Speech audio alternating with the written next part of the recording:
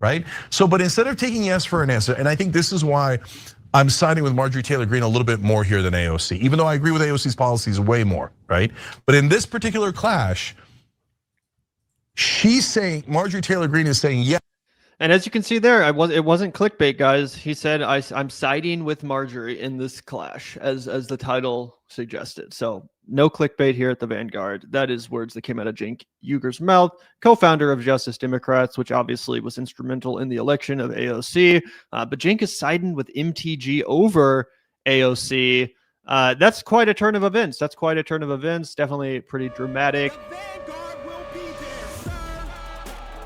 Yeah, so this is pretty juicy, not only for the TYT drama and some of the questionable comments that I'm excited to react to from Cenk Uygur, but also just because we get a chance to talk a little bit about this tea that has been spilled by AOC concerning Marjorie Taylor Greene, kind of validating some of the theories that we've been espousing over here concerning Marjorie Taylor Greene's very abrupt and sudden sort of rebrand. So I'm excited to get your thoughts on this, Zach, and hear what AOC has to say as well. AOC and Marjorie have obviously hated each other basically for the entirety of the time they've been forced to coexist in Congress. I don't know if you guys remember some of those early spats between the two, but it was pretty ugly. At one point, Marjorie was like hounding AOC, trying to get her to debate randomly. She was like, she won't debate me, or whatever. But yeah, they've been at each other's throats for a while. And now AOC is, coming out here to tell the truth about the real reason behind Marjorie's sudden rebrand. Here's some tea for you. MTG, people are like, oh my God, she's saying all of these things. Like, what's gotten into her lately? Oh, like she's bucking against Trump. She's bucking against the administration. Marjorie Taylor Greene wanted to run for Senate in Georgia, and Trump told her no. The White House and Trump land shut down Marjorie Taylor Greene's personal ambitions to run for Senate. And she has been on a revenge tour ever since. All right, so that's So yeah, before we get into the TYT reaction from Cenk and all that, pretty interesting to see AOC just straight up spill the tea, confirm what a lot of people, including ourselves, have been saying, which is that, yeah, Marjorie Taylor Greene got snubbed by Trump. And what's the expression about a woman scorned? There's hell hath no fury. Yeah.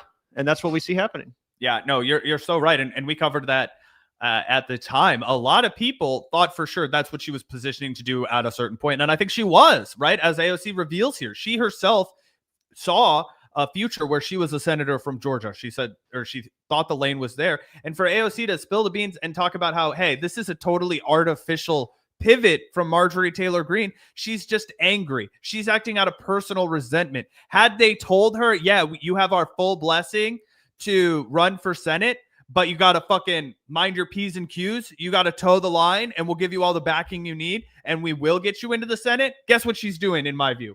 In my view, she is fucking towing the line, right? But because of her own petty grievances with the Donald Trump administration, she's decided to be antagonistic to them. And on the one hand, as a left-winger in this country, I love to see anybody on the inside acting like a fly in Donald Trump's soup, somebody that's just buzzing around and making it difficult for him, annoying him, causing trouble for him, going after Speaker Johnson, right? Doing all of these things that she has been doing, pointing out the flaws in the Republican Party strategy on the government shutdown, right? For a long time, the governments were really, the Republicans were just sticking to the Schumer shutdown line, right? Oh, I'm just going to, it's the Schumer shutdown. Marjorie broke on that and she was like, hey, you guys got to figure something out because your healthcare policy is a disaster. That was a huge win for the Democrats to be able to say even the most insane, batshit crazy Republican knows that it's the Republicans' fault. So that was a strike against Donald Trump and she's continued to deliver those blows. So I love to see that. But I also, on the other hand, it's a good reminder that she's inauthentic, right? That none of this is a genuine pivot and that she's just butthurt and acting out of petty, revenge. Yep. And that if she had the opportunity, she would be happily serving in the Trump administration as a high profile lackey right now, if she had had her way. Yep. This other path was like plan B. It was like, oh, I have to do this thing now because of the fact that I'm not, in the upper echelons of Trump world, which is interesting But yeah, it is true. I mean, it is true that at this point, it's much more than just a comment or a statement here or there. Marjorie is 100% on the warpath against Donald Trump and MAGA on a variety of issues, including Epstein. She's teamed up with Ro Khanna on the Epstein stuff. It's getting to the point where you do have to give her some credit. I'll give you some more examples of some of that stuff in a little bit, but it is hilarious again that it is really all just motivated by this personal petty drama and her feeling snubbed by Donald Trump, who of course, she put in so much work for as a cheerleader and attack dog. Yeah. Do you think that it was a smart decision? Because obviously the seat that I think they're referring to is the Jon Ossoff seat. Yeah. Is that, obviously Mike Collins is the presumptive victor of the Republican Party primary, although he's not going unchallenged. There's this guy, Buddy Carter, that's running against him. Doesn't seem like he'll win. Do you think that they made the right call going? Because I think that there's a good argument either way. I tend to think that Jon Ossoff is going to win regardless of whoever challenges him. I think that the momentum will be on his side in Georgia. I think Donald Trump's unpopularity, I think the way he's running the country, the economy, all those things really help Jon Ossoff. But do you think it was the correct instinct to say, okay, MTG is way too hot of a potato to win back the Atlanta suburbs? We need to go with a more normie coded Republican like the governor Kehoe in Georgia? Or do you think it's going to be a misstep that they should have gone full R word, for lack of a better expression, and embraced Marjorie Taylor Greene and said, if we're going to win with a MAGA person through and through? It's really tough for me to say. I think actually, ironically, this new version of Marjorie that we see now, this Marjorie Taylor Greene who's more independent minded and is willing to criticize Trump, I actually think this version of Marjorie Taylor Greene would have a chance. She would be more formidable in a primary like that, instead of just the full-fledged, cracked out MAGA bimbo version of Marjorie Taylor Greene, just a total ratchet fucking crazy MAGA Meemaw vibe, right? Nowadays, in the last couple months or so, she really has kind of relaunched her brand, her image. She seems a little bit more cleaned up, a little bit less crazy and unhinged, and a little bit more like a respectable, politician or whatever. And again, pushing back on Trump, pushing back on MAGA when it comes to stuff like the, inflation and the tariffs and all that kind of stuff, it does give her some credibility as someone who's more than just a Trump lackey. So I actually think this version of Marjorie could do well. I don't know if she could win, but I think she could do well in an election against Ossoff. But the Marjorie Taylor Greene of like a year ago that Trump told to stay out of the race, I do think that he was probably right about that. I do think that Marjorie Taylor Greene from like a year ago, probably, the bad built butch body Marjorie. Yeah, that Marjorie. Yeah, I don't know if she could have got the job done against Jon Ossoff. But it's definitely interesting to think about, and let's take a little bit, more of this in if you're ready, because I do have more thoughts on this. Definitely. On a revenge tour ever since. All right, so that's a recent Instagram live stream. Congresswoman Alexandria Ocasio-Cortez claimed the obvious changes we've seen in Marjorie Taylor Greene as of late all stem from bitterness over Donald Trump. Give you more Greene's response. But first, Cenk, your 2 cents, and I don't know, does it even matter? Do we care why she's saying things that we perhaps agree with now?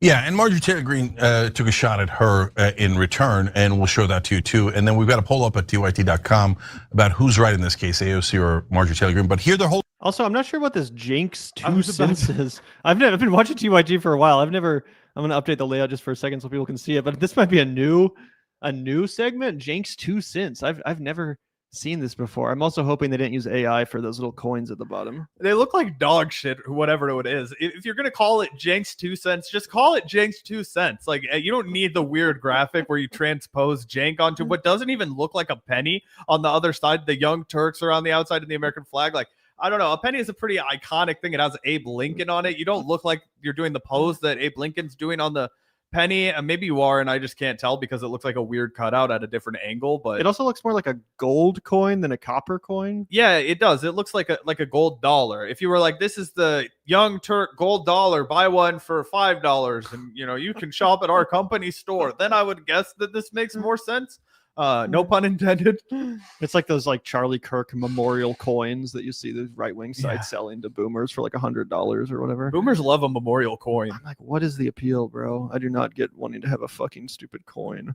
But yeah, let's keep watching. Story first before you vote, because I think although AOC is technically correct, I might vote MTG. Hold, let's discuss first. Wow. Okay. According to reporting from back in the spring, it's true that the White House discouraged Marjorie Taylor Greene from running for Senate. The Wall Street Journal reported that President Trump's political team commissioned a poll that showed Republican Representative Marjorie Taylor Greene losing a potential race for Senate in Georgia by double digits. And the president shared the results with Greene in a bid to discourage her from running in 2026, according to people familiar with the matter.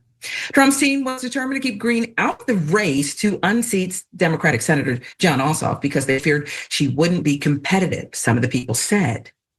But Greene said AOC is wrong, insists that she decided on her own not to run for the Senate. Listen. Sounds like she's best friends with Laura Loomer too, because that's the same thing Laura Loomer said, but it's not true. I put out a lengthy post back this summer about why I didn't want to run for Senate, and I see the Senate is basically where all good things go to die. And I'm a very serious person. I don't want to go serve somewhere where all of my good ideas and bills I want to work on get completely stopped in a system that I think is. You are on record as talking about how unproductive what's his name? Mike Johnson. I almost called him Kevin McCarthy. That was the last House Speaker for the Republicans. But yeah, Mike Johnson, you've constantly lampooned him. You've constantly gone after him. You've talked about what a feckless loser he is and how he can't stand up for anything. And on top of that, Marjorie Taylor Greene, we're in the middle of a government shutdown where the House isn't even in session.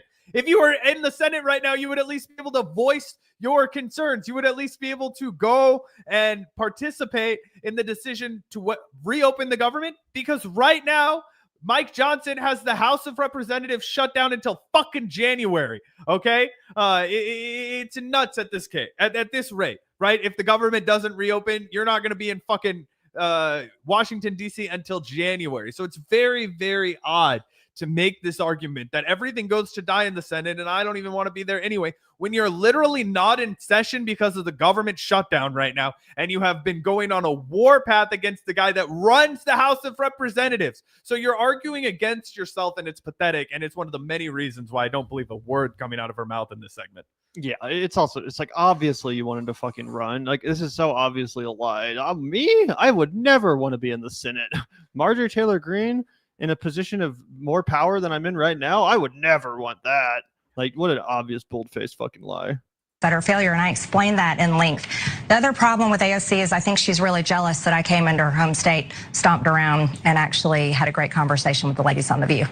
Here we go. She praised her experience on The View, attacked AOC for stirring up drama instead of working with the other side. I think it's good to have conversations with the other side and have respectful conversations. People, like when I say people are sick and tired of political drama, they are fed up with it. And they're tired of the toxic culture that we have. People are tired of lies, tired of stupid attacks like AOC's video. I don't respect her very much. She's never accomplished anything in life other than being a member of Congress. So I don't really know what she has to offer other than gossip, but people are tired of that. Right. Are people tired of it? She's like, I hate all this toxic drama, and then proceeds to viciously diss AOC again. I'm above all this, toxic drama. Yeah, it's crazy too. She also, and this is something that's going to get repeated a few times, talks about how AOC somehow hasn't accomplished anything. Really quickly, off the dome, outside of the Green New Deal, which everybody knows about, which AOC was a co-sponsor of, there was also the Fair Chance at Housing Act, the Loan Shark Prevention Act, Women's Health Protection Act to codify abortion rights. She supports repealing the Hyde Amendment and has voted such. She supported reforms to the screening and eviction process of federal housing. She's done a bunch of FEMA work to secure funding for New York after natural disasters, including the 2021 funding, right? So it's really easy for people to be like, oh, we're in a polarized moment for the House of Representatives. AOC hasn't done anything. She's done a lot of stuff in the 6 years, I guess, 6.5 years that she's been in office. Yeah. And also it's like, how much can you actually even get done as a single representative? If you're not like the fucking Speaker of the House or whatever, like, it's not like most representatives have this huge laundry list of accomplishments or whatever. So especially people that have only been in the House for a short amount of time, including Marjorie. During the Trump administration, no left. Yeah. Or almost more people in Trump administration. embracing Marjorie Taylor Greene. I find myself thinking that, yeah, I could have a cup of coffee with her, sit down, break bread, and maybe we even have some things in common. Well, look, so we had her on before almost anyone else did in either the left or the center, and we got a lot of heat for it. And you guys shouldn't have done that. She's terrible, blah blah blah. Now all of a sudden, The View has her on, and they're like, "Oh, bravo, View." Okay, fine. That's just particular to us. But it is actually somewhat related to the entire story. I'm gonna come back to that in a second. So overall, look, I think they're both right in their own ways. So did Marjorie Taylor Greene think of running for the Senate? Did she consider that? Yes. Was she dissuaded by the Trump team? Well, we know the Trump team dissuaded her, like meaning discouraged her, let's put it that way. Was that pivotal in Marjorie Taylor Greene's decision not to run for Senate? It's impossible to know. If I had to guess from the outside, kidding me? I would say, yeah, it was probably important. It's impossible to know. It's actually not impossible to know. If you do like a just basic amount of research, you'll find out a lot of details about just how pissed off Marjorie Taylor Greene was at the Trump administration. This is from Tara Palmieri's Substack, and she talks about how she actually met Marjorie at Trump's primary victory party in Mar-a-Lago, but she was actually pretty pissed off because after months and months in the trenches for Donald Trump, she expected to be rewarded. But just days earlier, Alabama freshman Senator Katie Britt, one-time Senate staffer and the new face of the GOP, was handed the honor of delivering the State of the Union rebuttal. I imagine this is, speaking from the Substack, I imagine Greene picturing herself in that bizarre kitchen set stage or at a construction site giving the same speech. So I asked her point blank, what do you think about Britt for vice president? True to form, Greene recited Britt's Heritage Action score by memory. She clearly had thought this through. 81. She said, not as strong as the base would like. Did she want the job? Of course I'll serve. So it wasn't just the Senate that Marjorie Taylor Greene had her eyes on. It was the fucking vice presidency. She really thought she was going to get rewarded with a cabinet position, if not the fucking vice presidency. This was at the time, you have to remember, that most people were speculating Donald Trump would choose a female running mate. A lot of people were talking about Kristi Noem. A lot of people were talking about Katie Britt, obviously, after that, little thingy she did. I forget what it even was, the State of the Union rebuttal, right? So Marjorie Taylor Greene felt very passed over after not getting any consideration for a cabinet role, vice presidency, or even the endorsement to run in the Senate primary. So that is a lot of fucking, passing over from her perspective. And to say that that's not what fucking happened is ridiculous. Obviously, that's what happened. And again, she would literally be Trump's VP, loyally defending him today if he had given her that opportunity to.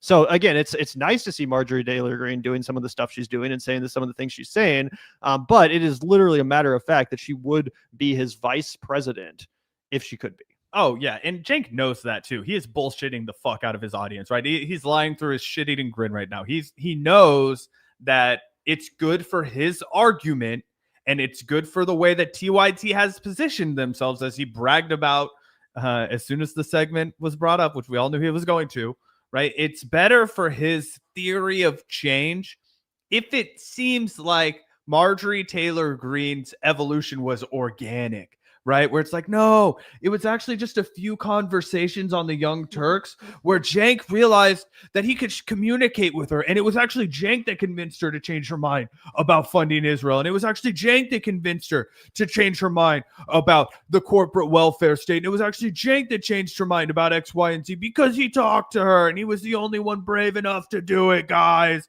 And look at all the success we had. And I was happy to take the fucking smears and the pushback from people because I knew I could reach her, and I did. And that's what he's going to try and sell, right? But it's bullshit, right? It's total malarkey, as the kids are calling it. And the reality is that he knows for a fact that the reason Marjorie Taylor Greene has pivoted is because she got scorned and spurred by Donald Trump, right? Hey, man, you got left in the dust. I overlooked you. I picked the most forgettable woman, Katie Willett. Is that her name? To do Katie Britt. Katie Britt, exactly. I already forgot it. And she did the response to the State of the Union, which we reacted to, and I can remember basically none of it. It was totally blasé. It was completely forgettable. She's not going to be a rising star in the Republican Party as a result of it, but it certainly got under Marjorie Taylor Greene's skin. It pissed her off. And Cenk knows that's why she's pivoting. That's why she's become the antagonist to her party, because she knows it's both popular to do and bad for the president. What she's doing is she is distinguishing herself from the sinking ship that is the MAGA movement, instead of tethering herself to it and fighting for it tooth and nail like she had been. Yep. I totally agree with that. Let's hear some more of Cenk's analysis as he just continues to both sides of the situation. Did she catch some feelings that Trump thought she couldn't win a statewide race in Georgia after she's backed Trump all that time? Yeah, I can see her catching feelings over that. I don't know it for a fact, but that sounds very plausible. And then would she consider running for a higher office, whether it's Senate or maybe even now people are talking about 2028? Could she run for the Republican primary? And if you think that that's outrageous and it can't be done, did we not live through Trump already? Why do people keep saying things that are demonstrably false? Of course it could happen, and to me, of course she can win the Republican primary. I don't know about the general, race. So, but anyway, so could that be part of her decision? And I will say, as crazy as that sounds, we were, in New York the other day chatting with our friend of the show, Griffin, and he reminded us that Marjorie Taylor Greene is the #1 recipient of grassroots donations in the entire Republican Party. So again, it may seem crazy to think that Marjorie Taylor Greene, the butch built bimbo blonde, whatever the fuck, someone that unhinged could win. But as Cenk did point out, yeah, Trump is president right now. And also it's worth pointing out that Marjorie Taylor Greene is a hit with the grassroots base of the GOP. She's the #1 recipient of their donation money. So yeah, Trump really might have fucked himself, honestly, by giving her the cold shoulder. There's a real chance now that she is so pissed off that she is planning an actual challenge against MAGA in the primary for 2027, 2028. Oh, 100%. I was saying that a few weeks ago. I was saying, guys, this is something that we have to be very, very concerned of, because Marjorie Taylor Greene is a powerhouse. She's a real force. We talked about it. We had a lengthy conversation about what it would look like if Marjorie Taylor Greene ran for president in 2028 after we reacted to Tim Dillon ask her that question. And she talked about how, she hadn't thought about it that much, which was a total lie. And Tim Dillon was talking about how people don't see J.D. Vance as the heir to the throne, as the heir to MAGA, but they see Marjorie Taylor Greene, and that's true. And I think that there's a chance Marjorie would have lost in the general against a guy like Jon Ossoff. There's a chance, right? A good chance. Probably Jon Ossoff is pretty well liked in Georgia, and he's a good politician. But she would 100% have won that Republican primary. She would have 100% gotten a Republican nomination. Yep. And I think that's what Donald Trump was afraid of. Mm-hmm. I think he was afraid of it, and not being able to, save face after a blow in Georgia when he really wanted to pick up that seat. And, I think he's embarrassed that it was, kind of a consequence of his own bungling that they lost both those Georgia seats, and he wants to get them back. So yeah, I think that she's going to be a real motherfucker. And as we talked about during that same episode where we reacted to the Tim Dillon interview of Marjorie Taylor Greene, if she did decide to team up with Tucker, bro, that is a potentially winning ticket in the 2028 general election, is a Tucker Carlson, Marjorie Taylor Greene. Yep, 100%. And again, ironically, I genuinely think that Trump giving her the cold shoulder actually has made her a stronger candidate, because now she is able to be a little bit more independent minded, and she is able to push back on some of the Trumpian policies that are unpopular with working people, like the inflation and the tariffs, something that she was previously incapable of doing. A year ago, her biggest liability was the fact that she was just MAGA through and through. She was, as MAGA as it gets, in the most unhinged way possible. Now that she has an excuse to be a little bit more moderate and sane and independent, yeah, I actually think it's really increasing her odds of being successful now that she's not just thought of as like the unhinged female version of Trump. No, it's a great point. To at least change her style a little bit. Yeah, it could be. So I think AOC might be right about that. Is it true?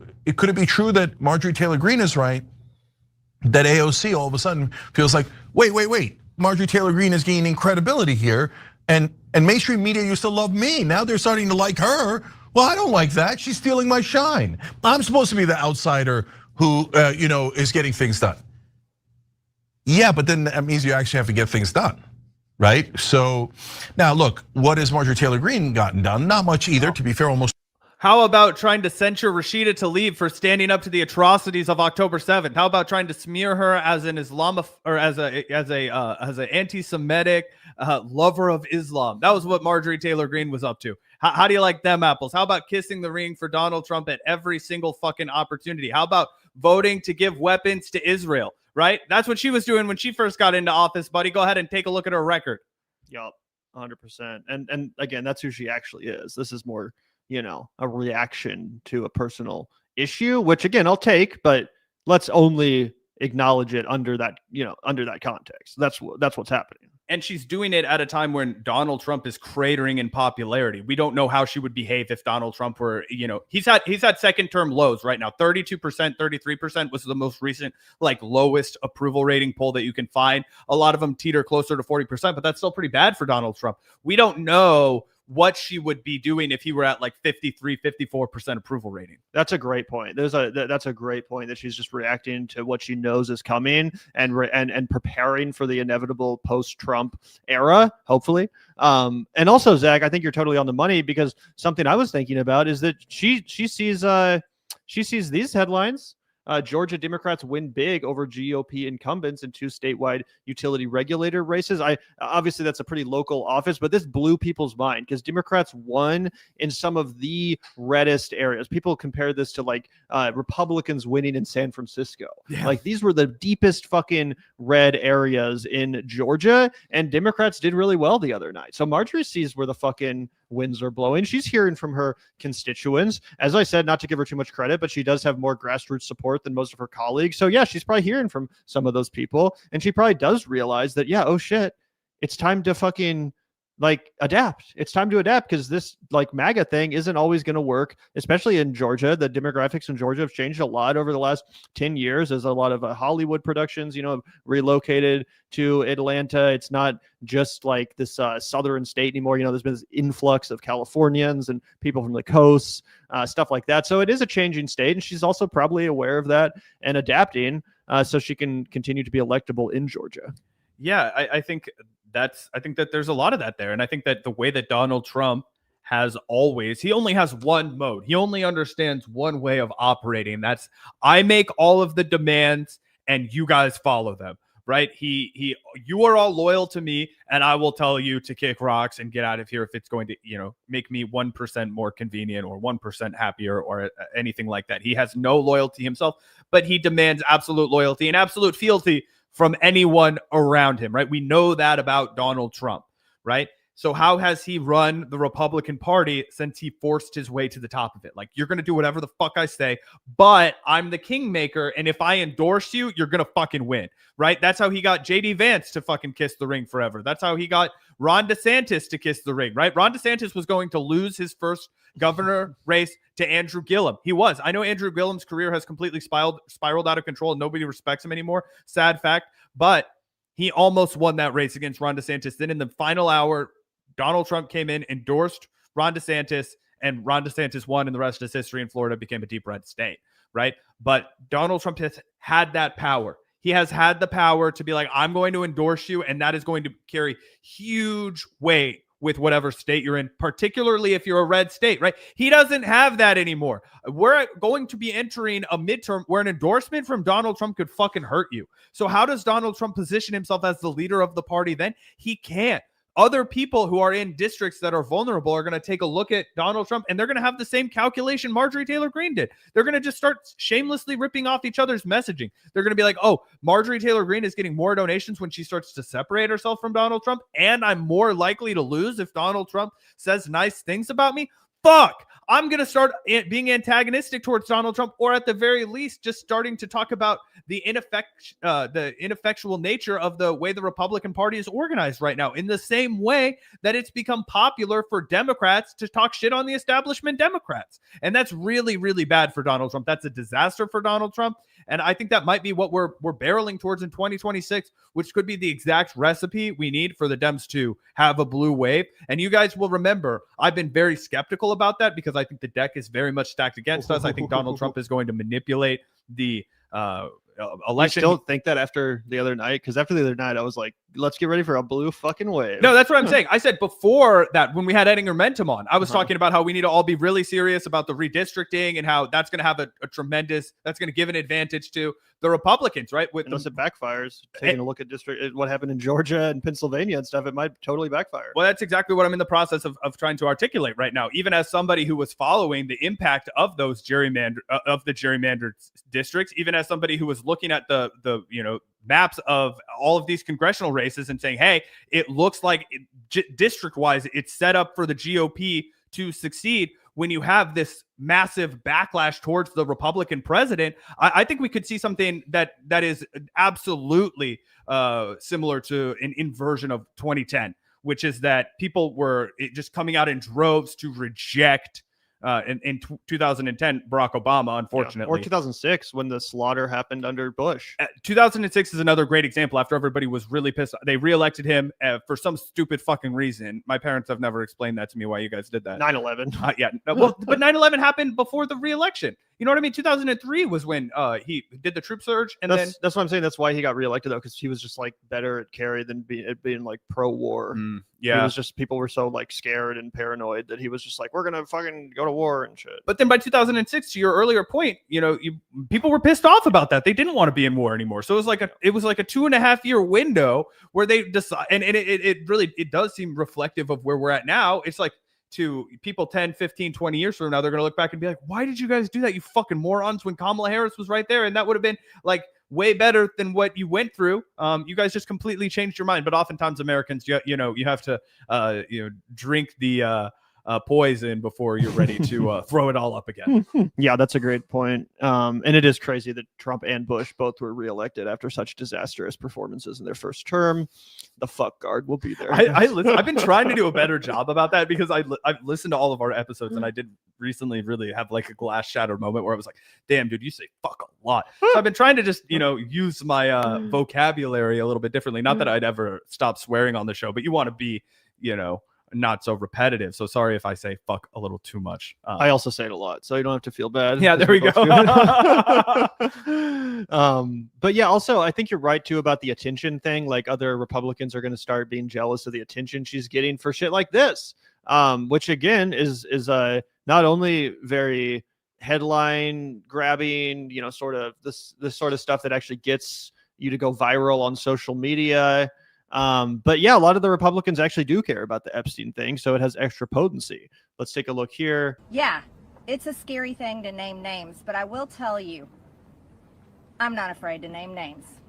And so if they want to give me a list, I will walk in that Capitol on the House floor, and I'll say every damn name that abused these women. I can do that for them, and I'd be proud to do it. Now, another thing. And again, I mean, that's going to get a lot more. You're going to get a lot more credibility with the Republican base for talking about that sort of shit than whatever all our fucking colleagues are doing, defending Trump for shutting down the government and stealing fucking food from poor people, letting them starve on the streets, cancellations of flights as air traffic controllers quit en masse. Like, this country's falling apart. It feels like we're a fucking third world country or some shit. And yeah, it's not the time to be defending that. I don't think it's a popular position because of how horribly Trump has fucked this entire situation up. In fact, I even predict. I don't want to say it. Never mind. I'm not. No, you can't tease like that. What's your prediction that you're on the fence about? We're not holding you accountable for it, but you can't tease that. I was going to say that Trump is actually potentially. I'm beginning to think that he might actually come to the table on the negotiating with the Democrats to reopen the government, just because of how unpopular he's getting, and he wants to take credit for making a deal. Oh, dude, no, you're so on the money. Great instinct to say that, because I actually kind of agree with you. Here's the thing. Gavin and I, we both talked about how it was either going to be over in an instant and the Democrats were going to fold, or it was going to be like the longest shutdown ever. That was kind of where I was thinking about it too. I still think that the Thanksgiving numbers that we were throwing out on this podcast are going to unfortunately ring true. But I think right around that time, when Donald Trump is looking at his approval rating, if it falls to something like 31%, 30% approval rating with the tariffs and the economy going to shit, that's 100% what Donald Trump is going to do. And that's what the Democrats are counting on, guys. The Democrats are counting on Donald Trump being forced to make a deal. and he's going to have to try and spin it as him making the art of the deal. And, I finally reached the do nothing Democrats during the Schumer shutdown. But what the Democrats are going to do is they're going to run constant, ads around the clock. They're never going to shut the fuck up if they're smart at all. And I think they're going to be smart enough to do this. They're going to run ads round the clock talking about how Donald Trump put you through all of that for no reason. And they saved X many millions of Americans' health care. And, it was illegal for Donald Trump to steal your SNAP benefits. And he did it anyway. And the Supreme Court just let him do it again because it's an illegal stacked Supreme Court that's doing unjust things and ruining your life and offshoring all the suffering onto the poor, offloading all the suffering onto the poor, while they all continue to get paid during the government shutdown and make it an us versus them situation where the Democrats come on top. I think that's actually the only way out. I think it's the only way out. I do too. And I actually obviously it's horrible the suffering that people are going through, but I am proud of the Democrats for holding the line and forcing this shutdown because it does low-key seem like Trump's whole administration is kind of fallen apart since it began.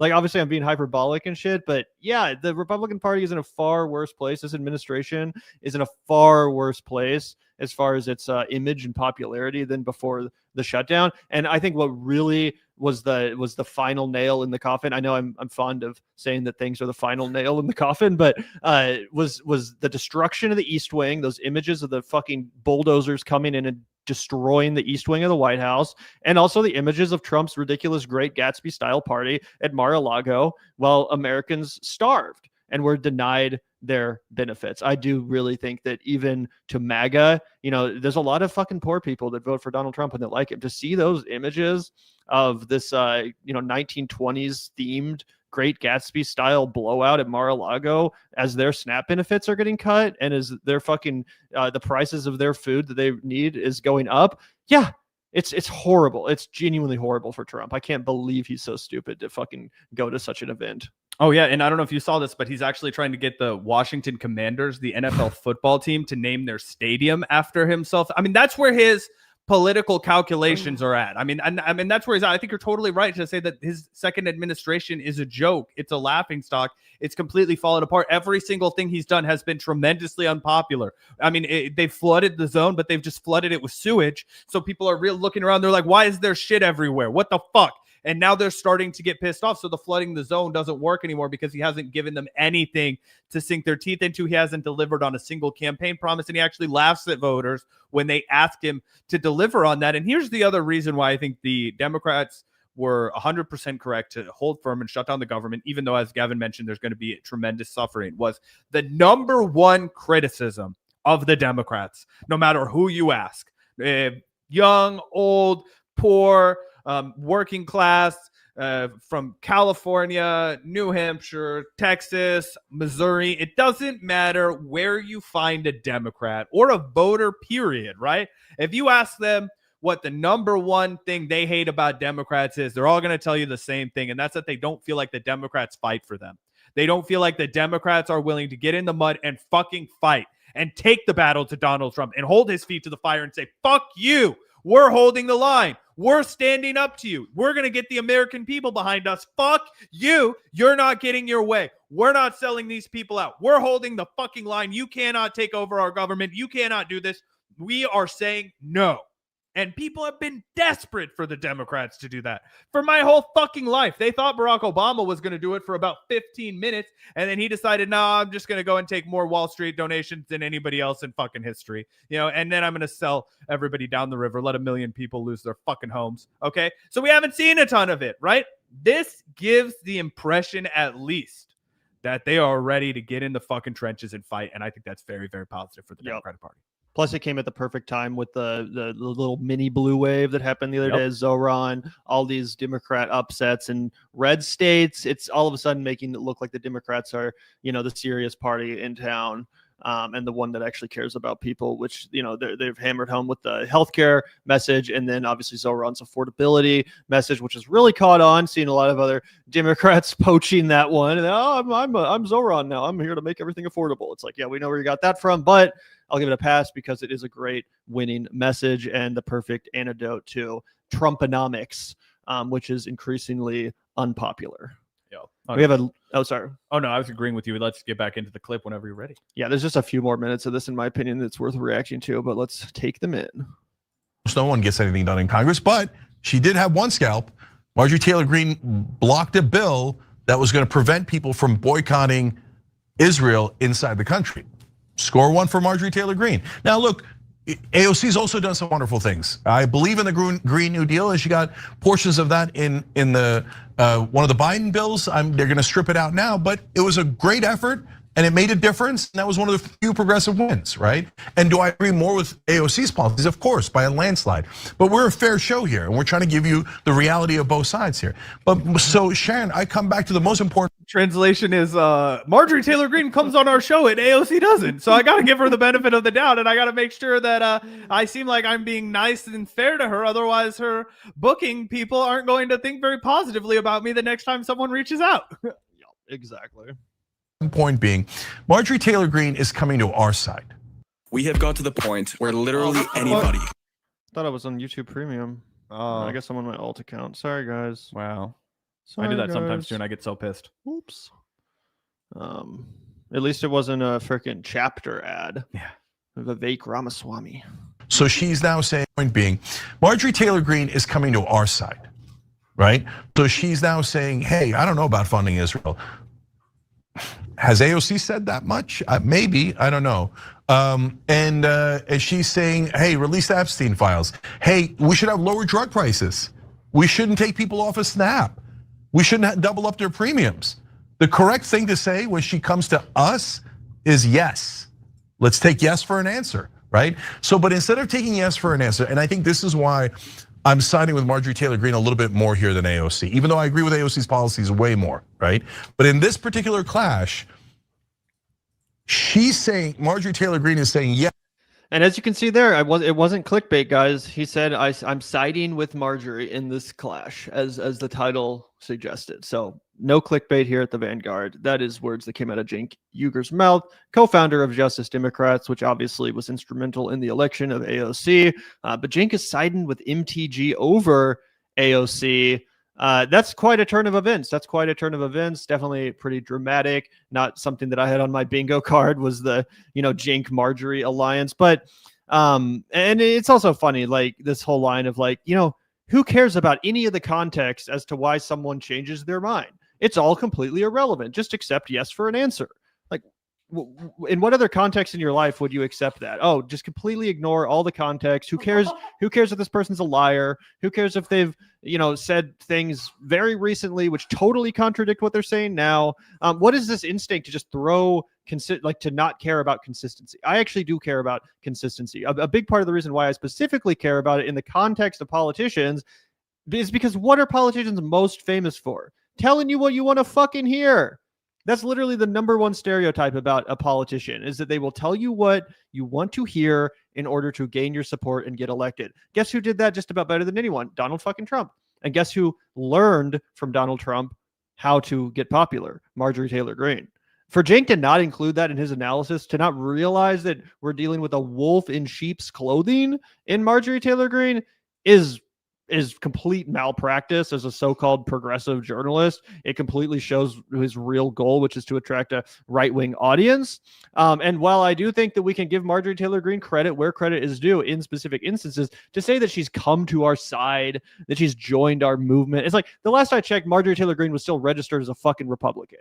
If she wants to re-register as a Democrat, maybe go full Joe Manchin, then maybe I would begin to approach the ability to give her serious credit.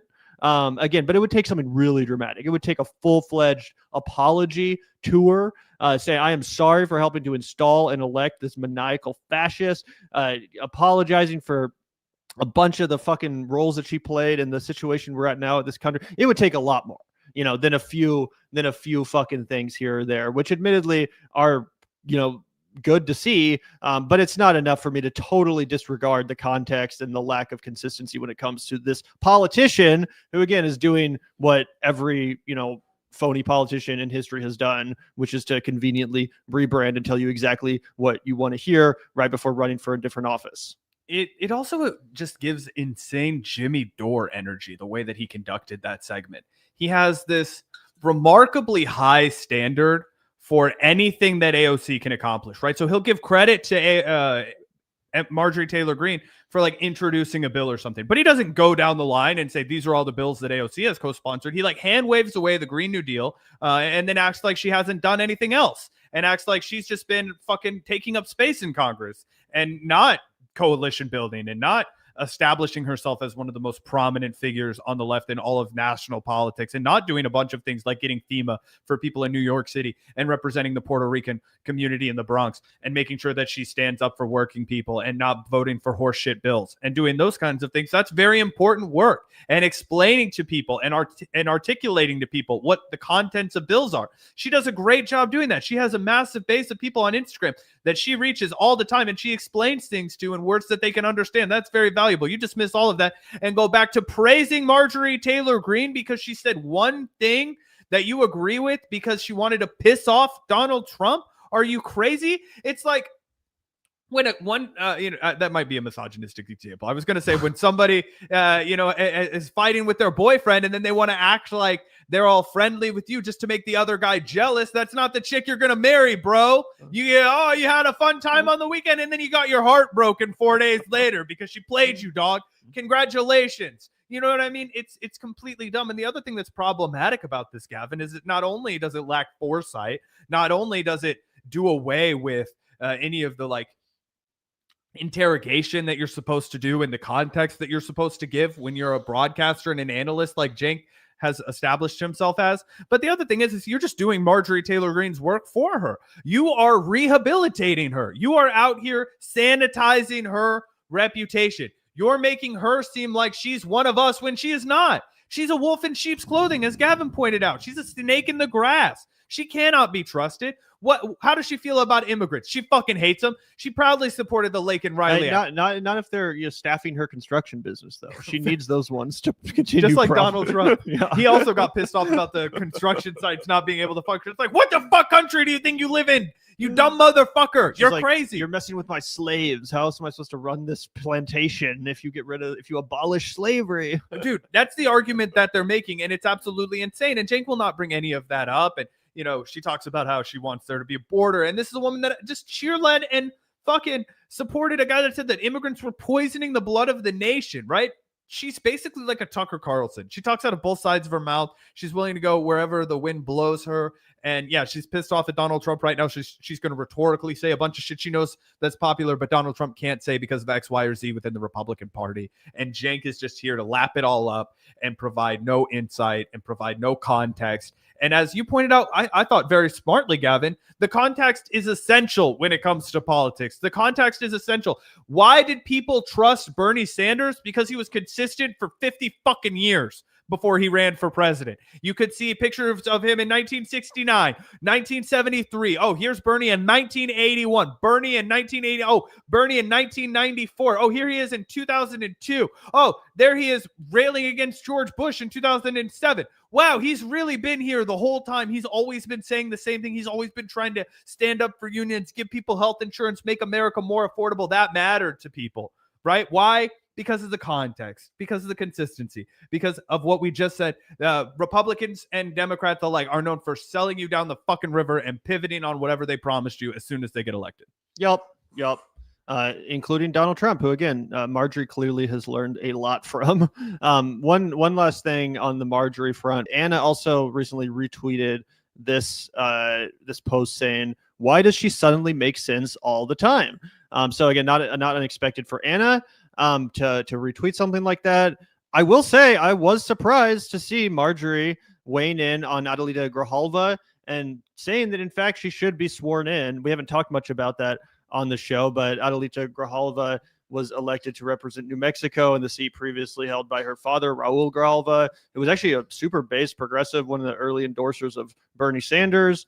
It's a total fucking crime that Mike Johnson is still refusing to swear in Representative Grijalva, and I admittedly was surprised to see this answer from Marjorie. I wonder how you feel about someone like Adelita Grijalva, who, I mean, you say you can't work for your district because the House is out of session. She won her election 6 weeks ago and still has not been sworn in. She should be sworn in. Point blank. Yep. Congresswoman Marjorie Taylor Greene, thank you for your time. So yeah, it is like, again, all that context definitely important to talk about. That's why we just talked about it at length. But it is undeniably true that Marjorie does kind of seem to be going on like that John Fetterman sort of path, but just within her own party, where it's like I don't pay a ton of attention to everything Marjorie says, but it seems like every time I see her now, she's criticizing the Republicans. It seems like she now spends more time criticizing the Republican administration than she does the Democrats, which is, again, very like John Fetterman coded. Fetterman spends way more time crapping on his Democratic colleagues than the Republican opposition. He's oftentimes giving them credit. And it seems kind of like that's the role that Marjorie is finding herself in, where she's like the Republican John Fetterman or the Republican Kristen Sinema or something, but seemingly with a lot more credibility within the Republican base than Fetterman or Sinema or Manchin ever had. Again, she's the number one recipient of grassroots money, which does make this a pretty interesting case. And I do believe it makes her a pretty formidable player going forward, specifically in the post-Trump era. You know, God willing, we find ourselves there ever. Yeah, it's also extra impressive because she's done it as a member of the House of Representatives. All the other people we mentioned were senators, right? True. And you have a higher national profile if you're a senator typically than if you're a member of the House of Representatives. But because Marjorie Taylor Greene, in no small part because of her own doing, but also because of the national media landscape, she was vilified and, blown up and made to be this MAGA chieftain and QAnon mom that got elected to Congress. And so she was able to wield that popularity, and now she is spoken of like, kind of like AOC in a way where it's like, yeah, you're in the House of Representatives, but you have all of the clout and name recognition of the 1% national politicians. Yep. Either way, pretty crazy. Trump has created a monster that's turning on him. Yep. And potentially could be his undoing. Now I'm just, wish casting. I'm like, but it is. I do think it would be gloriously juicy if there's a really contested primary in like 2027, and Trump whoever Trump endorsed is facing off against Marjorie, or like whatever happens, it's going to be a shit show.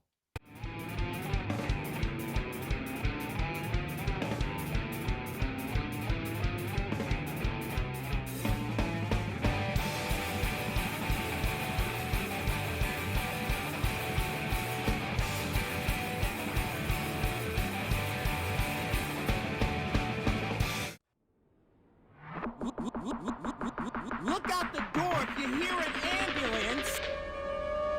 The Vanguard will be there, sir. The Vanguard will be there, sir. The Vanguard will be there, sir. The Vanguard will be there. Be there.